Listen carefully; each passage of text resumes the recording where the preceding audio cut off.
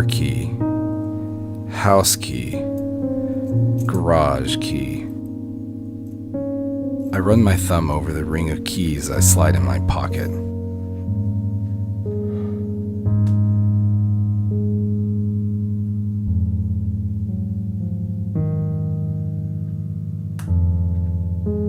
My mother always said I should be a mortician. I frown as I normally do.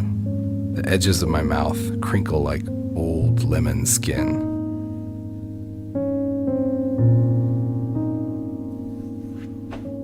The mirror laughs at me mockingly.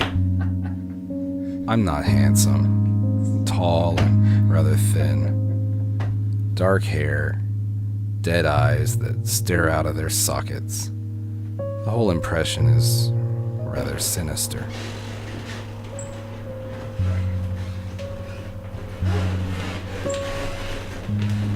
I'm off to work, honey.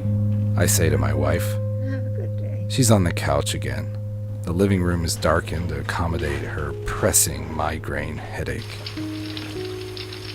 She mumbles something I take to be "goodbye, dear," and I leave the house. I wait on the stoop for a moment.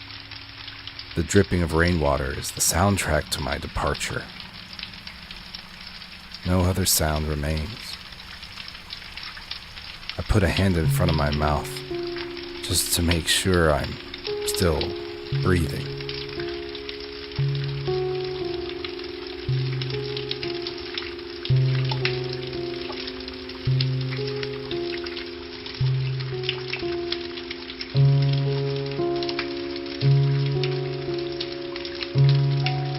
For some reason, I shiver, though it isn't cold out.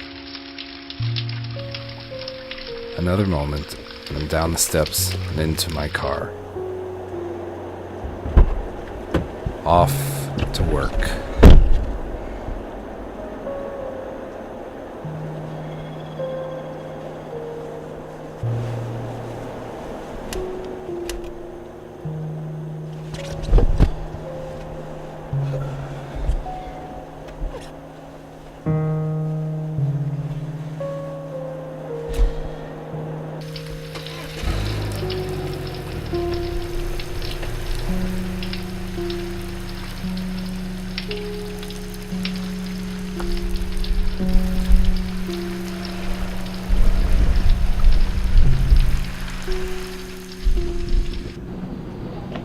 At work, everything goes as normal. 1 coffee, 1 cream, no sugar.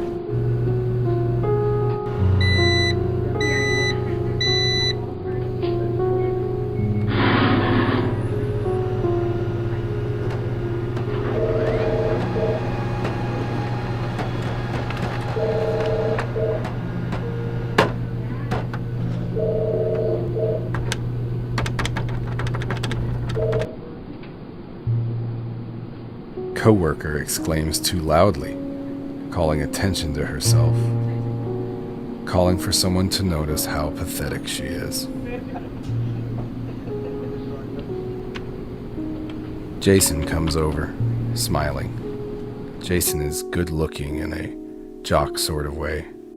How are things this morning? He asks. I nod, mumble the usual, Just finding yourself. and my hand slides to the ring of keys in my pocket. Car key, house key. Good to hear, Mike. Good to hear. And, how's Ellie? Ellen is fine, Jason. She stayed home again with another migraine.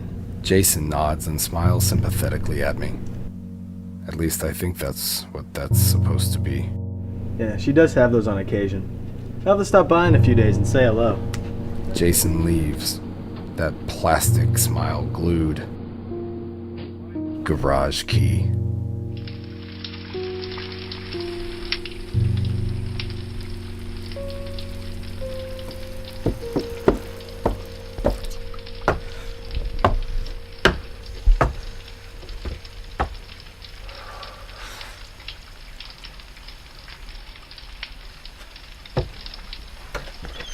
At home again, I warm up dinner in the microwave.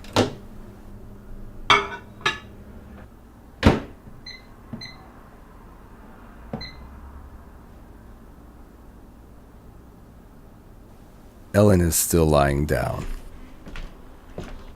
The room is dark. I leave her the lukewarm tray of food. She thanks me softly, her migraine still chaining her to the couch. I mutter something even I don't understand and leave to stand on the porch.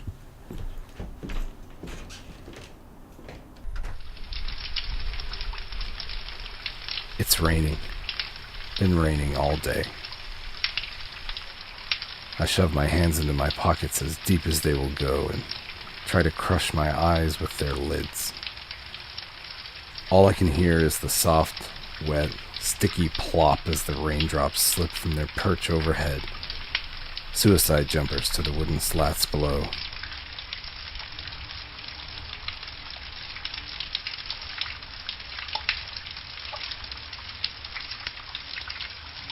I can feel the keys.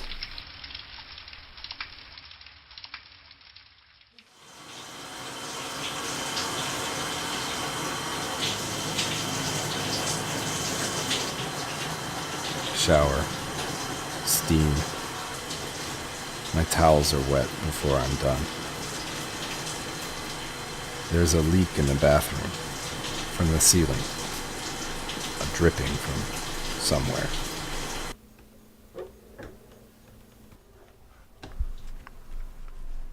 I frown my displeasure in the mirror. The other me smiles back and wags a finger.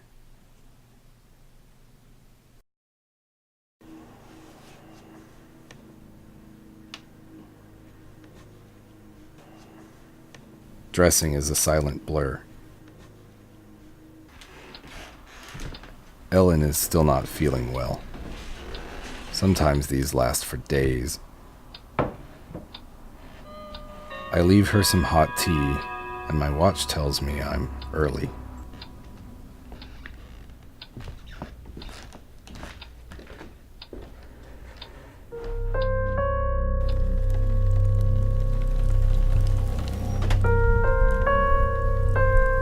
I spend 10 minutes on the porch. The rain has died to an almost non-existent mist. I feel for my keys. Car key, house key, garage key.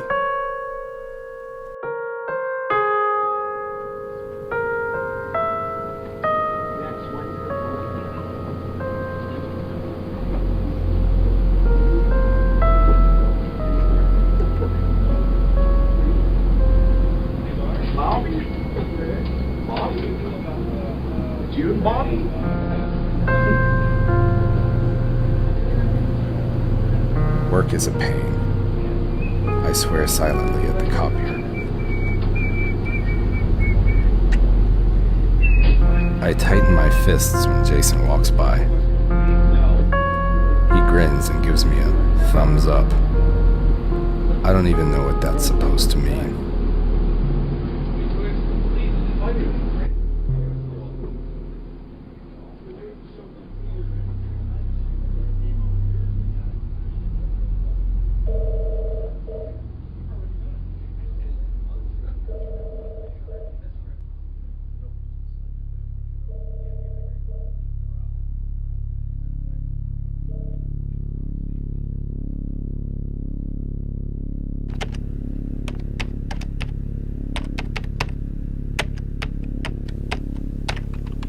The computer argues with me.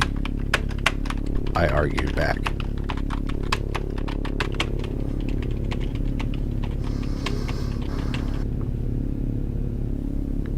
There's a moment where I see red.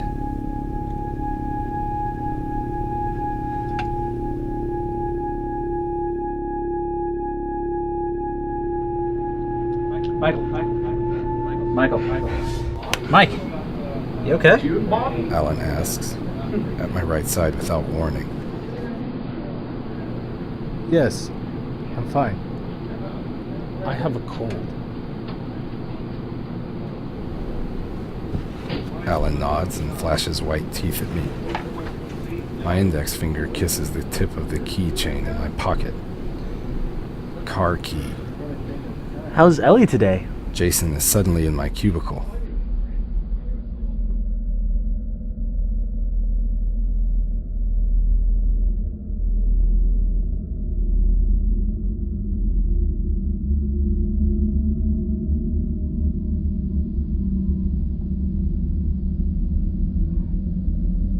I'm not sure when or how, but my hand is gripping his throat. Alan is back, yelling. Jason looks pale. I pull away, my own expression a blank slate of dead emotion. They look angry, upset. I don't know why. The house key.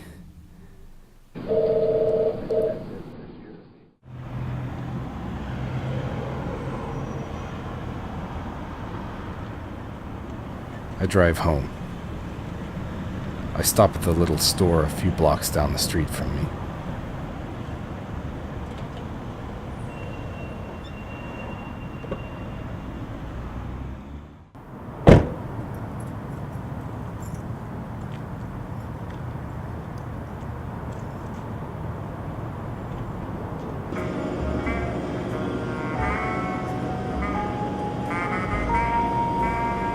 The clerk looks bored to death. He needs a reason to live. I can't think of one to give him.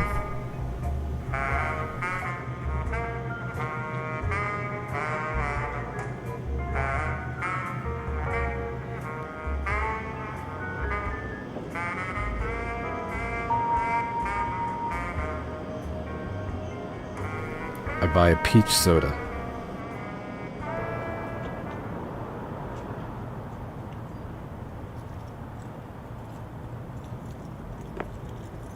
I get back in my car. My finger brushes the garage key. For some reason I taste metal, a wrench, a crescent wrench.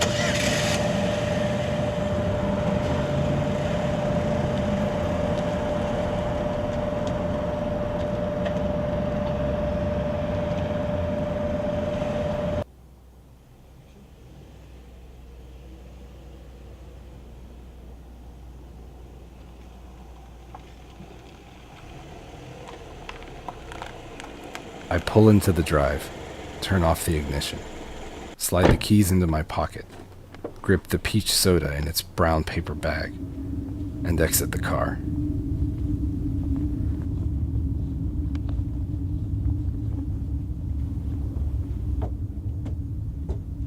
I walk up the steps.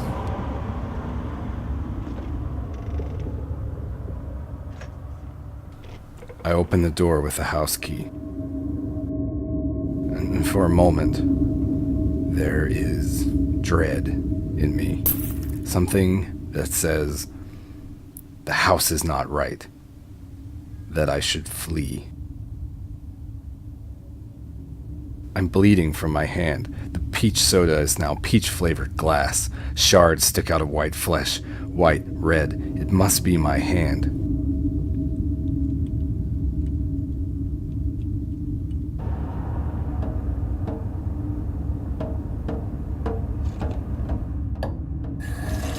Inside, I wash my hand. The water gives my hand a faint stinging sensation. It is like watching it, feeling it, from another room.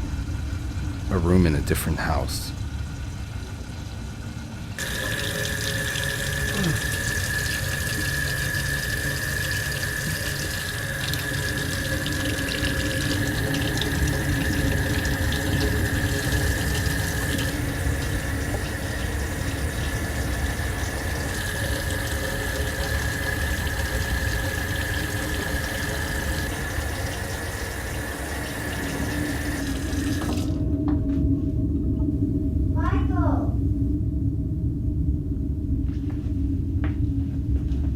Ellen's voice is faint.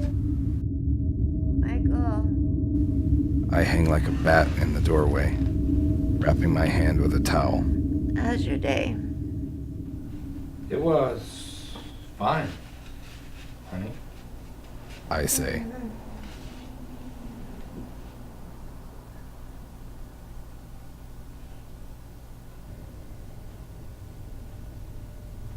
Is there anything you need?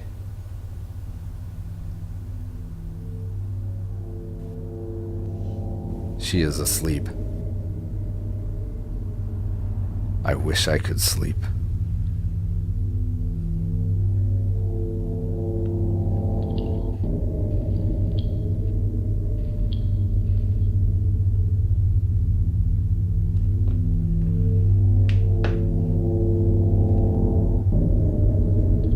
There are dark red drops on the floor.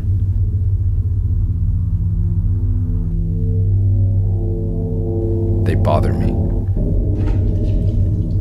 I have to scrub them away.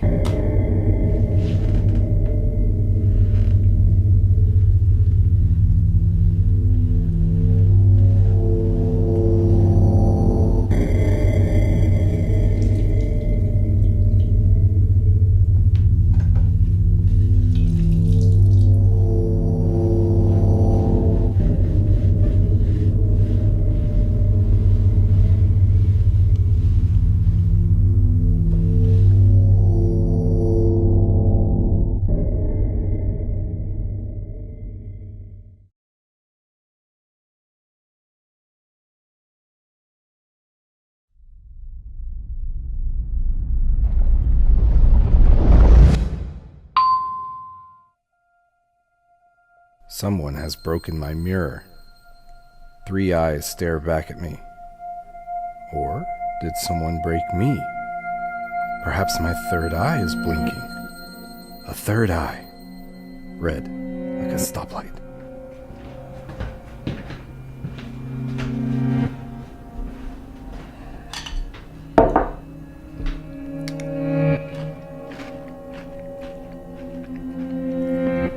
It is hard to see through all the red. Drips down over everything.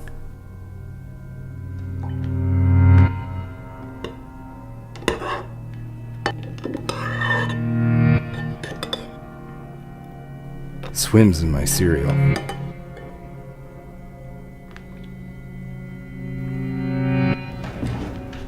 It squishes like rotting tongue in my shoes.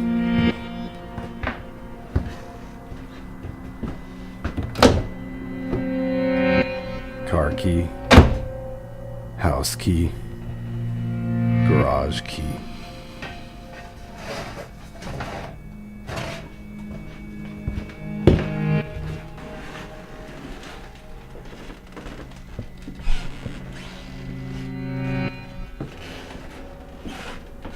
Ellen is on the couch.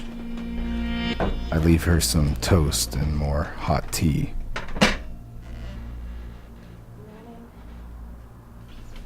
She mumbles a good morning as I leave.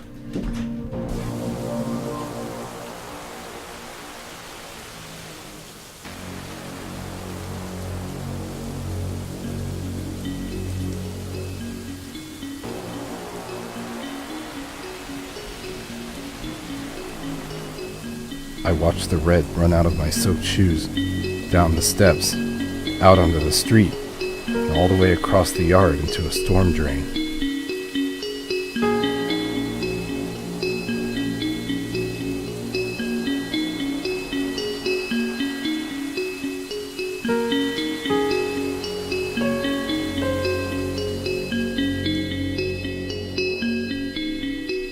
The car is tense this morning.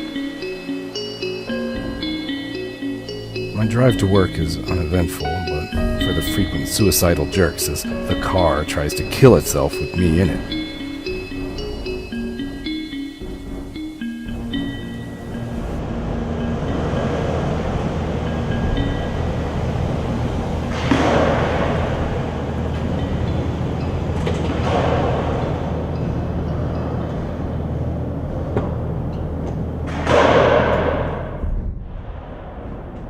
I leave the car in the parking lot with a promise of dried fruit and nuts and a gallon of fuel.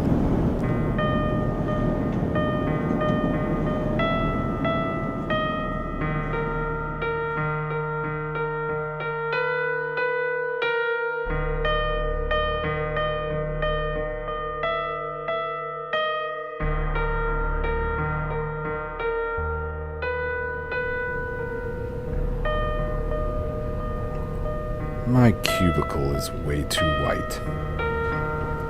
There should be more red. Jason walks past, gruff. He doesn't speak today. I warmly greet him with a, "Good morning, Jason." He looks back, eyebrows high, eyes wide. Everyone looks back with eyebrows high, eyes wide. Coworker tells me I don't have to shout. You know, there's other people here that work. You know. I feel for my I mean, really, keys. seriously, do you really have to shout? Car key.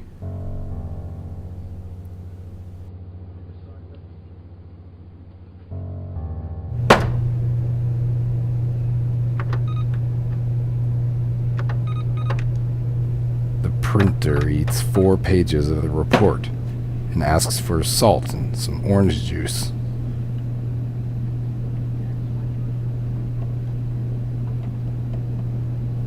I don't think we have any more juice.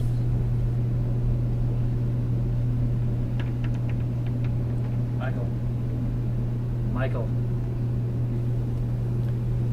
Alan tells me he'd like to speak to me in his office. House key.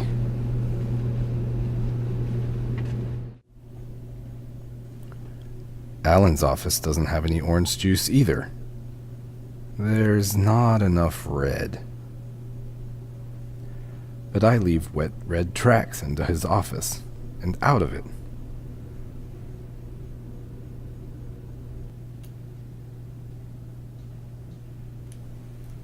Alan seems upset. Asks if I'm okay. Michael, are you okay? I mean, your work has been slipping even before yesterday. I'm fine. He is nodding. Okay. Garage key. The red contrasts nicely. I tell him. Alan seems at a loss for words. And then, I feel it. My eyes widen in horror. Alan says something I don't hear. Key. Car key. House key. Garage key. Key.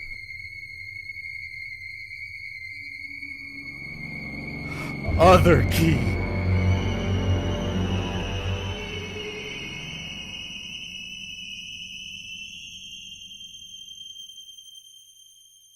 Someone is screaming.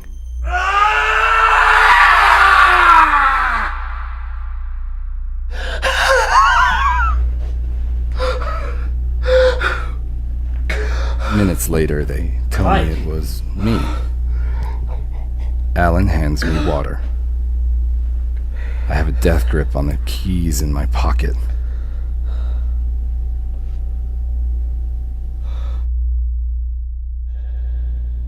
Michael, I know that if times Someone have been rough, floats above problems me. have been down, a lot of people were worried His about eyes radio towers, sending out emergency distress calls. They make my teeth ring. I answer the ring. It is Jason. Alan disappears and I'm back in my cubicle. There's tension in the air like a live wire. It crackles overhead with thundering jolts of nothing. My coworker still doesn't shut up. I withdraw my hand from its cave, my eyes clamped shut. I feel again with my thumb. Car key, house key, garage key, other key. Oh, God. The coworker shuts up.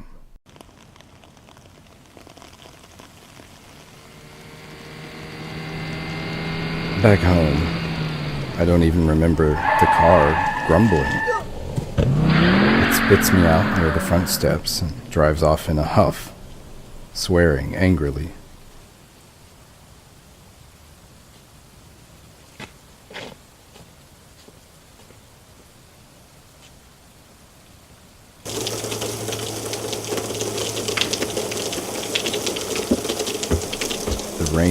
pours down from the roof, and I shiver on the stoop, my fist melded to the keyring. I reach up to slide the house key into its sheath in the door. Wait. On a hunch, I try the other key instead. But it mocks me and refuses to copulate with the lock's hungry orifice. The house key is happy to step in. In the dark, I stop breathing. I listen and wait. The house is silent. Then, a stirring somewhere in the darkness. And my wife, she softly asks how my day was from the cavernous living room. I don't tell her about the other key.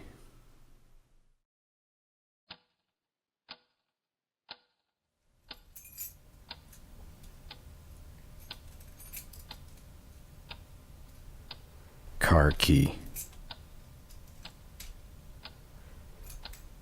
House key. Garage key.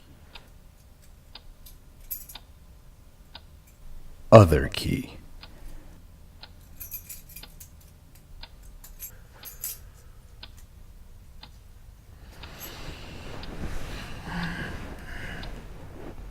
Car key. House key.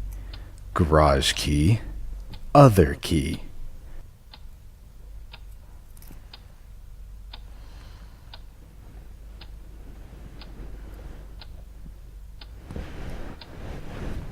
Car key, house key, garage key, other key. Other key.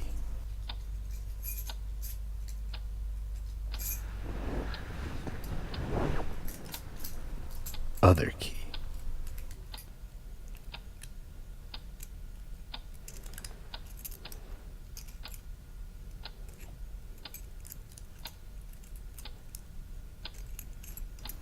My right hand's finger is frantically molesting the ring of keys. It's been doing that for hours now. My hand was giving the key ring working over even while I was asleep. Or attempting to sleep, rather.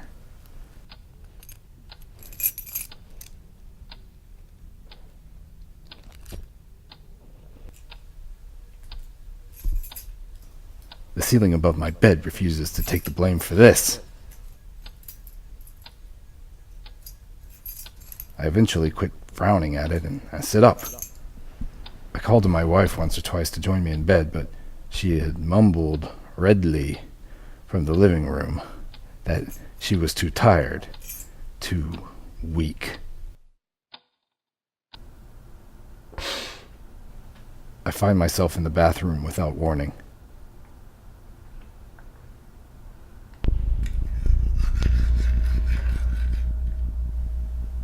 I'm grimacing at the mirror. Or is that a grin on my face? What am I smiling about? I should wipe that smirk off. But I don't respond to threats. The toilet announces to the world that I should be eating more, as if it's the toilet's business. I try the key in the lock of the back door, but it doesn't fit.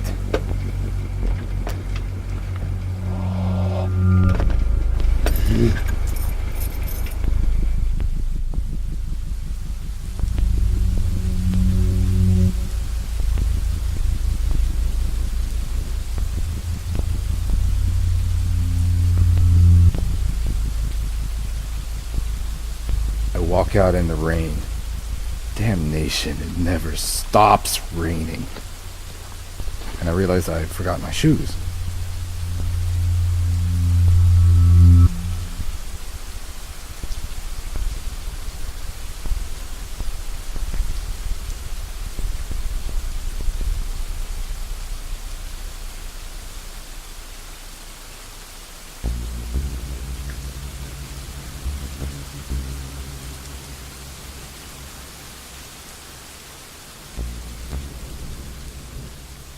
The red flows unchecked up to the door of the garage.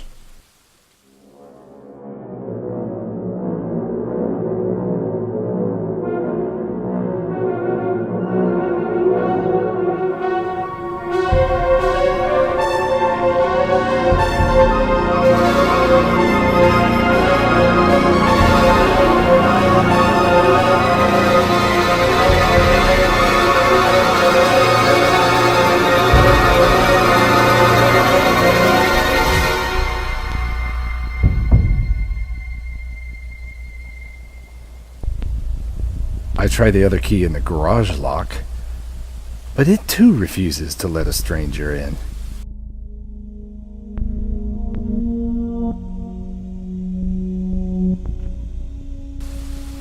The car has returned to the driveway at some point during the night.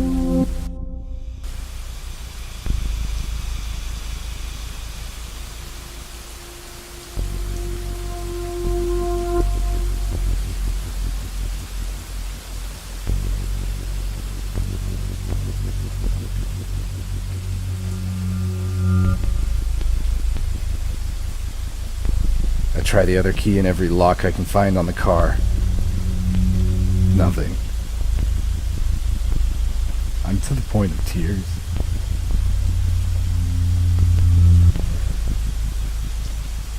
The car tells me to quit kneeling in a puddle in the drive, because the neighbors might disapprove.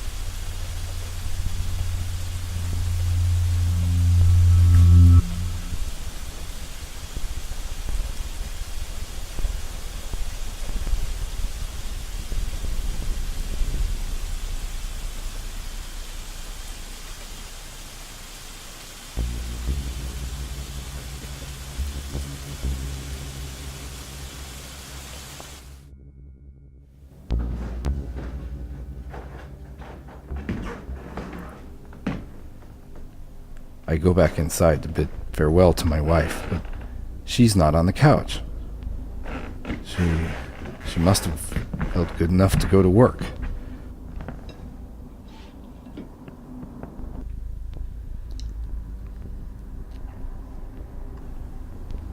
I take a bite out of the old toast and leave for the office.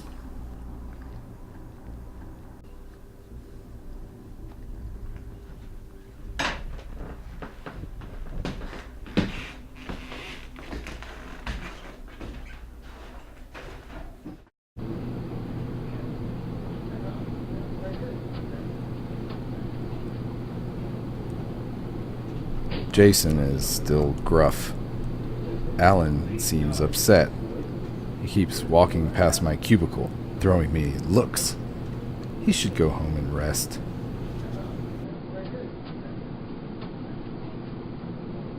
Yeah, they are kind of good people in this. Co-workers babbling nonsense about good people and sneezing. I think I'm gonna have a sneeze. I want to squeeze her throat. I feel for the key ring. Car key. House key. Garage key. Other key.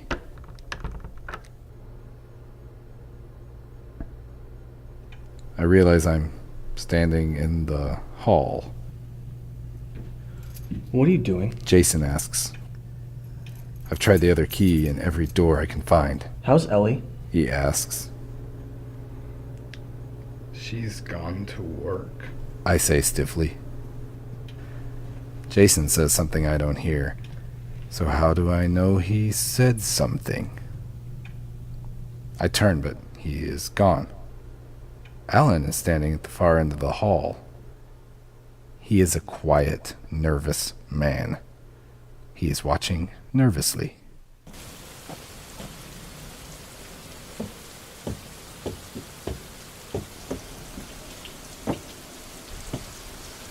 At home, I stand on the stoop and feel like crying. It passes. I look down and see drops of red. I've squeezed the key ring so hard it's reopened the cuts in my hand.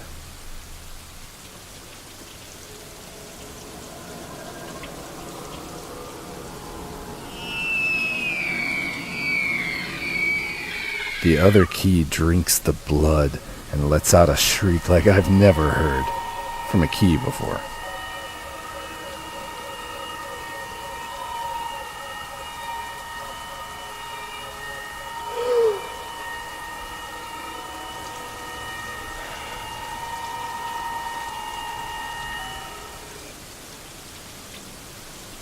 I decide it's time to do some laundry.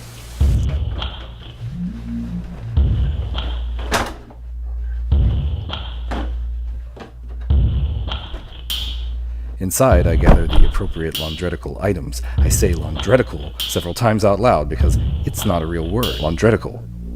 Or perhaps my words aren't real. I have to check my breath to see if I'm breathing.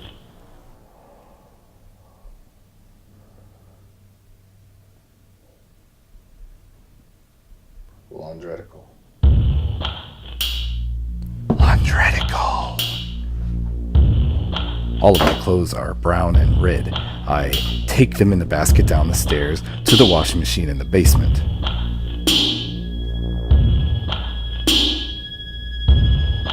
The basement feels frightened. I couldn't speak soothing words if I knew any, which I don't.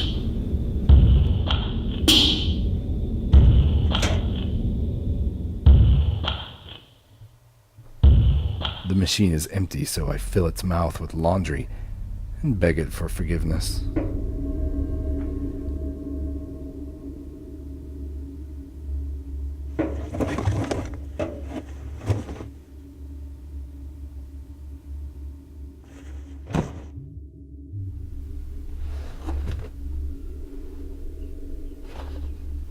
It is at this moment that the other key whistles softly. I turn to look behind me. The blank wall, concrete and aged, looks back.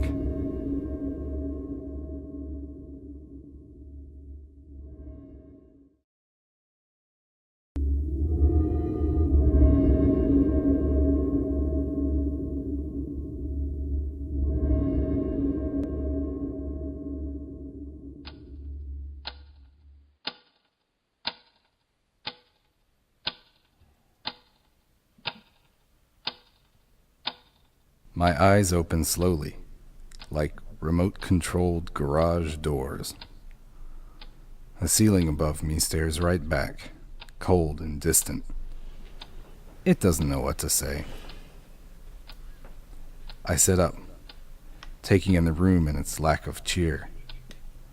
The bedclothes are rumpled from where I've slept in it, but the side of my bed where my wife sleeps is generally untouched. There's something very troubling about that. For an instant, I see her in a dark room, her face a mess of hammer marks and destruction.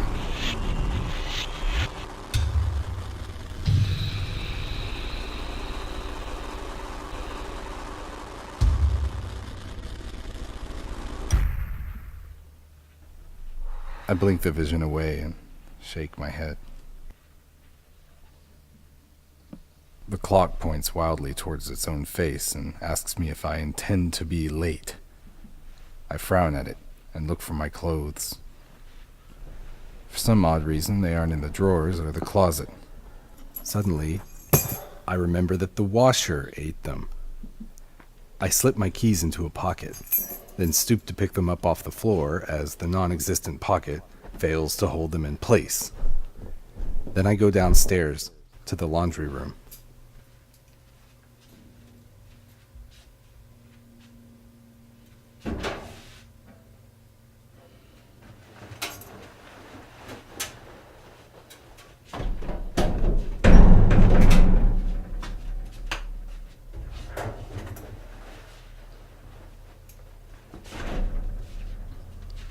I'm pulling clothes out of the washer and feeding them to the dryer when the other key whistles again, and the goosebumps pop out all over my skin. I don't want to turn around. I don't want to look at the wall. I don't want to. I turn around. The blank face of an unknown door stares back. My fingers twitch and the keys jingle in unison. Car key. I wonder if there's an unknown door in my car. House key. I wonder where the unknown door came from. Garage key. I wonder if the garage knows anything about this. Other key. Other key! Like a zombie craving brains, I stagger to that unknown door, running my hands over it like a lover pawing his new conquest. I grip the knob gently but firmly and press the tip of the other key into the lock's mouth. It slides in without resistance, and I let go like it was on fire, and I step back. There's a door in my basement that was not there before. I'm afraid. I'm afraid to see what's on the other side. I'm afraid there is no other side. I reach up and I push the unknown door open as I enter the unknown room.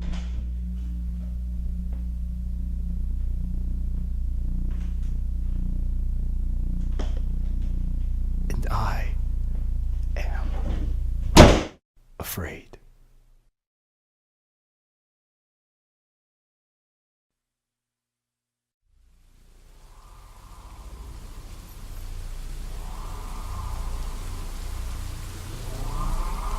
I've been standing on the porch in the rain for hours.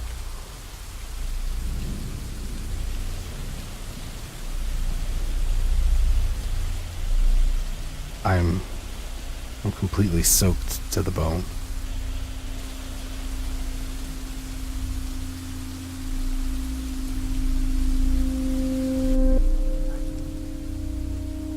There are messages on my machine. I can tell because they blink at me with their little LED lights, frantically competing for my attention. The claw hammer on the counter next to the machine whispers, all will be well. That I should take hold of them, send those little LED lights to their neon heaven. But I cannot move from the porch.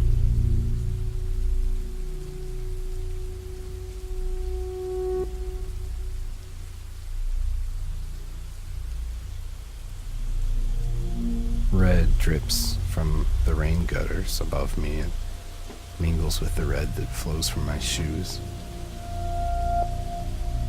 I nibble my lip with worried teeth and notice that the reds are different shades. The LEDs scream at me in pixie voices, demanding to know why I wasn't at work yesterday. Car key. House key. Garage key. Other key. They are a happy family now. I wonder what it would be like just to get in the car and have it take me somewhere. Somewhere I don't know the way back from. I wonder if the car would betray me, lead others to me. And I wonder why I would wonder such a thing. The car has always been loyal, hasn't it?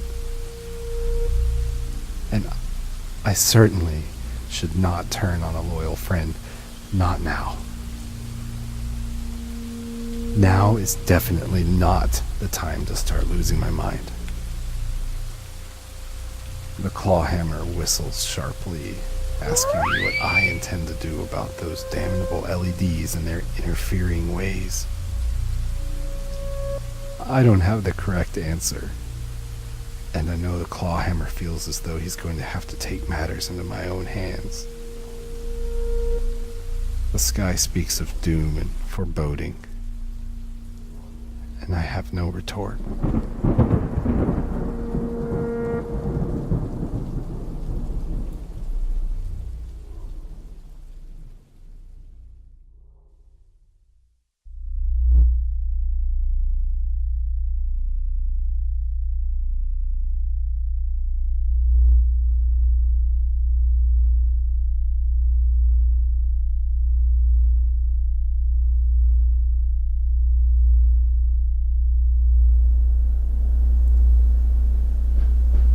awake.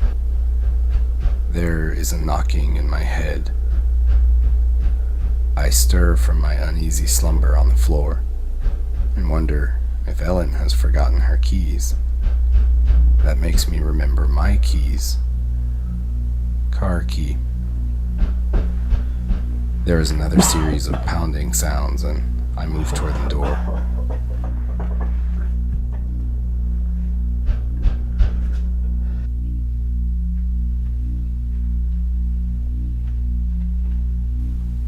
Outside looking in, Jason stands on the stoop. He is covered in rainwater and red water. His face is strange, like someone put it on backwards. The clawhammer whispers from behind me. Jason? Surely not dangerous. House key.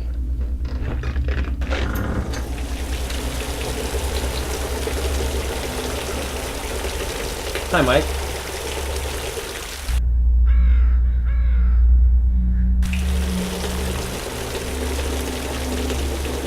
Couldn't help but notice you weren't at work yesterday. He says, standing there, dripping. Yes, It's what I would have said I if wasn't. I were standing there dripping. I'm feeling ill.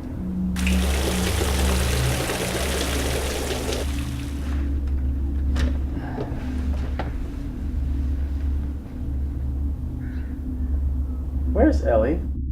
I think of Ellen in her parents' home. I think of Ellen in her bathtub. I think of Ellen in bed with Jason. My teeth feel tight. Ellen is at her parents' house, I believe. He snorts and moves past me, keeping a hand in his pocket. Garage key.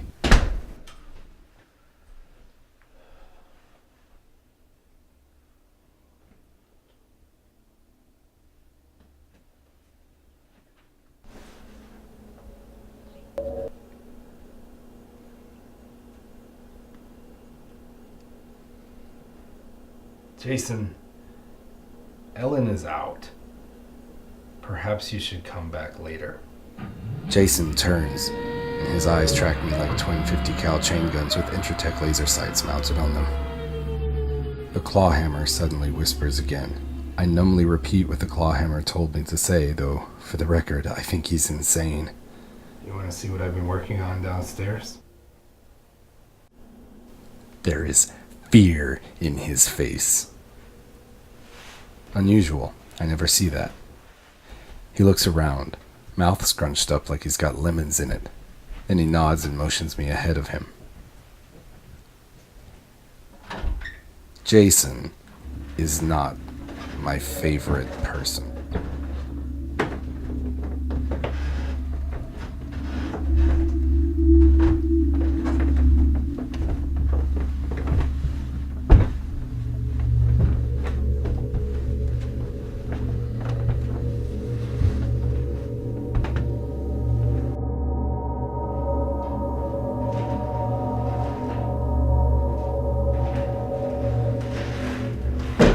The other door is gaping wide. I tell Jason I'll get the light, slip inside. He sputters an objection, but I don't hear him.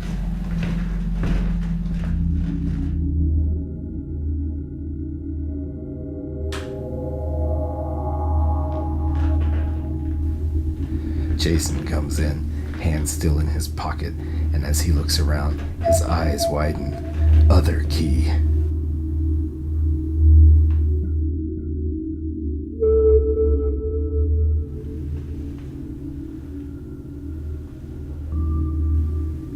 He doesn't want to see the bloody mess and the vice. He doesn't want to inspect the chop saw's spattered edges or the mangle of intestines in the bucket. He doesn't like the smell. He doesn't like the look. Jason doesn't like any of it. What the hell is that? And I realize he doesn't like me. Clawhammer says so. What did you do to Ellie?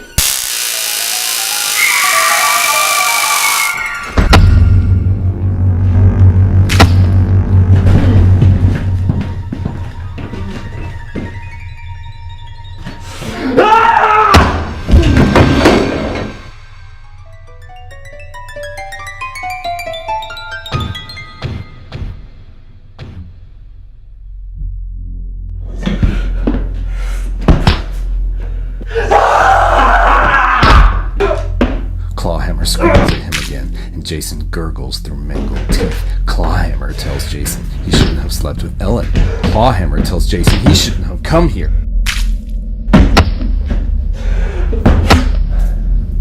I think Jason understands now.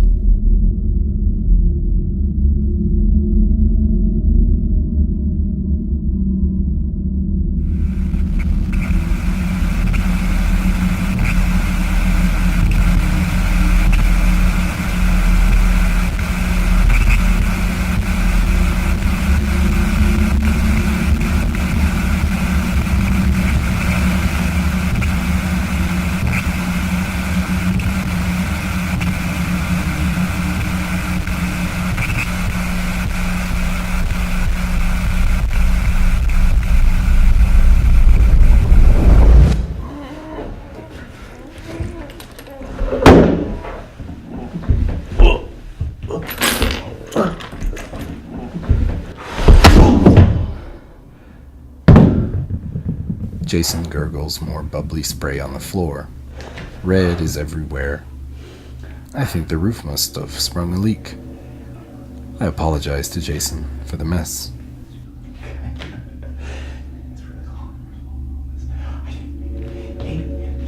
If there was any chance that maybe we could just... Michael! Screams a voice from behind me. A woman's voice. And Ellen's voice. I turn, and the clawhammer rides behind me, fearing prison in his future. Ellen is back from her parents. She's standing in the doorway. Michael? Big as houses.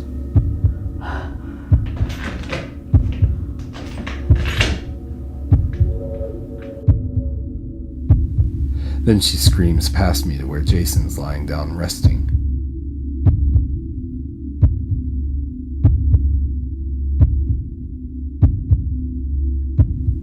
Her mouth is a mess of weeping sounds.